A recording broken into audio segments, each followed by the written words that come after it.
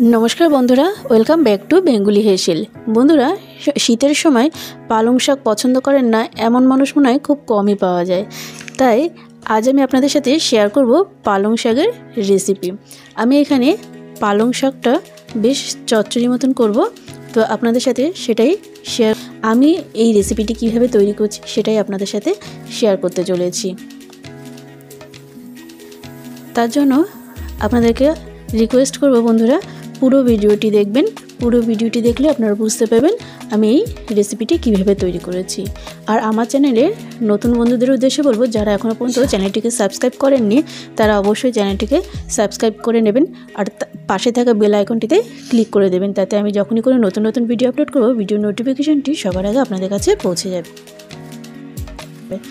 तो बंधुरा आमी एखाने एकदम टाटका पालং शाक निये निয়েছি। শাকগুলোকে একটু বড় বড় করে দেখুন, একটু বড় বড় করেই আমি কেটেছি, একদম কুচি কুচি কাটিনি। শাকগুলোকে একটু বড় বড় করে কেটে ধুয়ে পরিষ্কার করে নিয়েছি।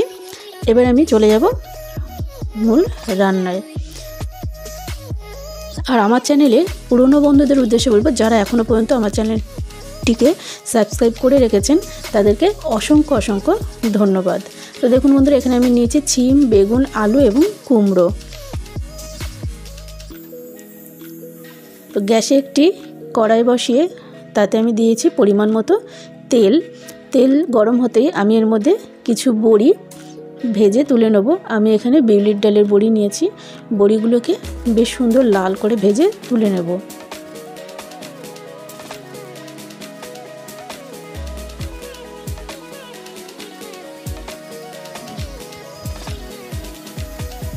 বড়িগুলোকে সুন্দর লাল লাল করে ভেজে তুলে নিলে এই বড়ি থেকে বেশ সুন্দর একটা সুন্দর শাকের সাথে মিশবে, যেটা খেতে ভীষণ ভালো লাগবে। তো দেখুন বন্ধুরা, এখানে বড়িগুলো তুলে নেওয়ার পরে আমি এর মধ্যে দিয়ে দিচ্ছি 4টি শুকনো লঙ্কা আর দিয়েছি 5 ফোড়ন। লঙ্কা এবং ফোড়নটা রেডি হয়ে যেতেই আমি এখানে দিয়ে দেবো একে একে সবজিগুলোকে। প্রথমে দিয়ে দিচ্ছি আলু, দিয়ে দেবো কুমড়োগুলোকে। আলু কুমড়ো দিয়ে একটু নেড়ে নিচ্ছি।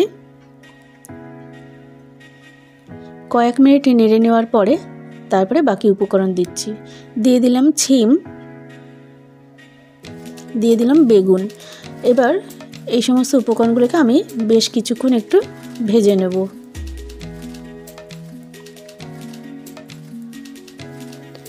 বন্ধুরা আপনারা আমার সাথে থাকুন এবং পুরো ভিডিওটি ওয়াচ করুন, আপনারা বুঝতে পারবেন আমি রেসিপিটি কিভাবে তৈরি করছি। তো দেখুন বন্ধুরা, আমি বেশ কিছুক্ষণ পর এই সবজিগুলোকে একটু ভেজে নিয়েছি। দেখেই বুঝতে পারছেন কালারটা হালকা হালকা চেঞ্জ হচ্ছে।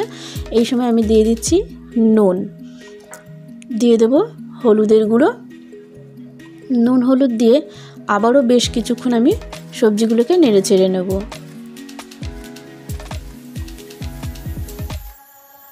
একটু নেড়ে চেড়ে নিয়েছি। এবার আমি এটাকে ঢাকা দিয়ে দেব। কয়েক মিনিট পরে ঢাকাটাকে খুলে নিচ্ছি। তো দেখুন ঢাকা খুলে আবারও বেশ কিছুক্ষণ আমি এটাকে একটু উল্টে পাল্টে নেড়ে দিচ্ছি।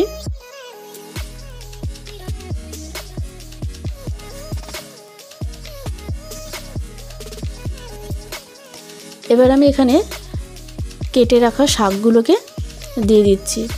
শাক দিয়ে আমি এখানে দেখুন একটু বেশি শাক হয়ে গেছে, তো আমি একটু চেপে দিচ্ছি হালকা করে। এবার আমি এটাকে এর মধ্যে কিন্তু আমি হাফ কাপ মতন জল দিয়ে দিয়েছিলাম। এবার আমি ঢাকাটাকে দিয়ে বেশ কিছুক্ষণ এইভাবে, তো বেশ কিছুক্ষণ ফোটানোর পরে দেখুন শাকের থেকেও একটু জল বেরোয় আর আমি হাফ কাপ জল দিয়েছিলাম। তো এবার আমি আবার সমস্ত উপকরণগুলোকে বেশ উল্টে পাল্টে দিচ্ছি।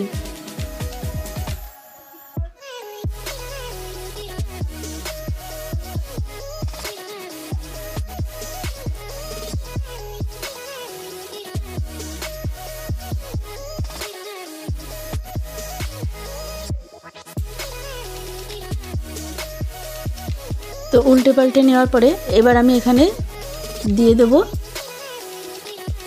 ভেজে রাখা বড়ি।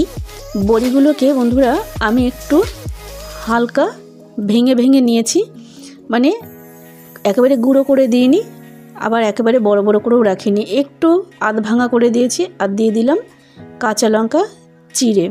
তো এখানে আমি 2-3টে বড়ি বড় মানে গোটা রেখেছি, আর বাকি বড়িগুলোকে আধ ভাঙা করে দিয়েছি। দিয়ে দিলাম সামান্য একটু জিরের গুঁড়ো, আর দিয়ে দেব চিনি, 1 টিস্পুন চিনি দিয়ে দিলাম। আর দিয়ে দেব একটু আদা। দেখুন এখানে আদাটাকে আমি একটু গ্রেট করে এখানে দিয়ে দিচ্ছি।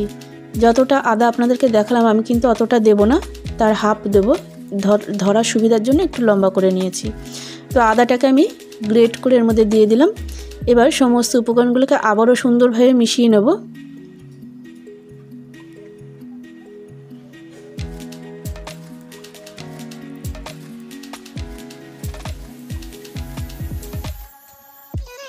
তো সমস্ত উপকরণগুলোকে মিশিয়ে নিয়েছি, আর বেশ কিছুক্ষণ আবারও ঢাকা দিয়ে নিয়েছিলাম। তো আবারও সমস্ত উপকরণগুলোকে আবার কিছুক্ষণ নেড়ে চেড়ে নিচ্ছি। দেখুন, দেখে বুঝতে পারছেন অনেকটা সেদ্ধ হয়ে এসেছে, আর জলটাও কিন্তু অনেকটা কমে গেছে। তো আমি আবারও এটাকে নাড়াচাড়া দিয়ে কিছুক্ষণ রেখে দেবো, যাতে পুরো জলটা শুকিয়ে যায়। খুব বেশি ঘাটার দরকার নেই, খুব বেশি ঘাটলে সবজিগুলো গলে যাবে, তাই হালকা একটু ঘেটে নিতে হবে। তো দেখুন বন্ধুরা, এখানে কিন্তু জলটা আরও কিছুক্ষণ রাখার পরে অনেকটা শুকিয়ে গেছে, খুব বেশি জল এখানে আর নেই। এবার আমার এই রেসিপিটি কিন্তু প্রায় হয়ে এসেছে। যারা ধনেপাতা পছন্দ করেন তারা একটু ধনেপাতা দিয়ে দিতে পারেন, তাতে ভালোই লাগবে খেতে, খারাপ লাগবে না। তবে আমি দিইনি। তো আমি দেখুন এখানে আবারও একটু নেড়ে নিলাম। আমার কিন্তু রেসিপিটি একদম রেডি হয়ে গেছে। এবার আমি এটাকে নামিয়ে নেব। গ্যাসের ফ্লেমটা বন্ধ করে দিলাম। এবার আমি একটি প্লেটের মধ্যে তুলে নিচ্ছি। তো দেখুন দেখে কতটা ভালো লাগছে। এরকম ধরনের পালং শাকের রেসিপি গরম গরম ভাতের সাথে কিন্তু দারুণ লাগে। তাহলে বন্ধুরা, আপনারাও বাড়িতে এইভাবে ট্রাই করে দেখবেন, আশা করি আপনাদেরও ভালো লাগবে। আর দেখুন সবজিগুলোও কিন্তু বেশ গোটা গোটা আছে, একেবারে কিন্তু গলে যায়নি।